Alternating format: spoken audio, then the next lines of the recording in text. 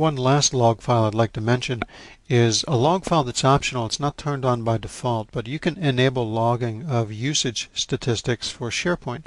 So if you'd like to try to find some kind of peak usage problem that might be occurring, people hammering the same RT WebParts page over and over again, or lots of different users, hundreds of different users from different locations hitting the same sites. That's something you can do using this peak usage analysis logging. So this would be, again, in the SharePoint Central Administration. We'll go into Administrative Tools.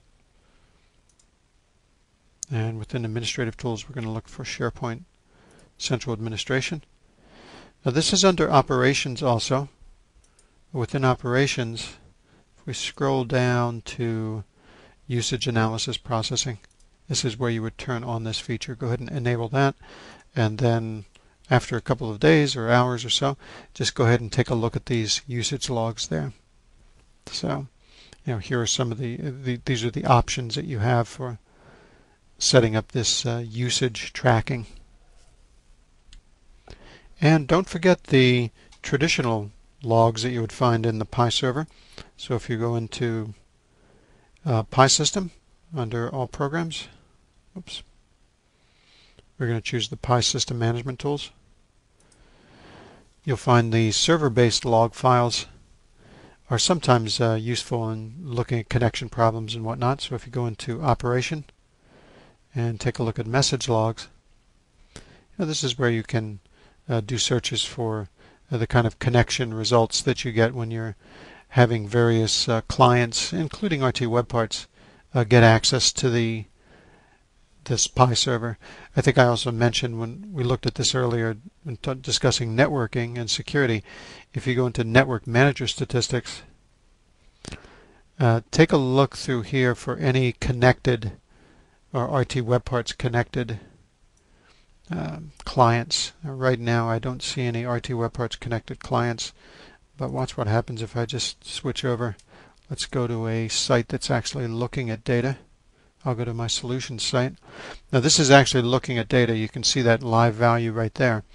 So if we go into Network Manager Statistics, and if I refresh this, I should see that we've got a new RT WebParts application listed here. Let me go. Oh, there it is. It's W3WP. If you remember, that was the process name that's associated with the application pool identity for SharePoint. And here's Pi Web Services RT WebParts. That's the name of the product. And what you can learn from here is different things, like if you've got any errors, received errors, send errors, etc. But you can also see, for example, what trust is being used. In this case, it's that's the name of the trust that we matched to. So and what user that's associated with. So those are some of the troubleshooting suggestions we have. If you're interested in more information about troubleshooting, Microsoft, of course, has technet.microsoft.com. You can do searches through there for SharePoint application pools. There's some tutorials on application pool if you're unfamiliar with the topic. And also on our tech support, it's techsupport.osisoft.com. Go ahead and use that, and you can find, you're able to search there through some of our knowledge base articles to find out more about RT WebParts. And of course, don't hesitate, if you're on our tech support agreement, to give us a call on tech support if you see anything happening that shouldn't be happening on your server, because obviously we'd like to resolve that as quickly as possible for you.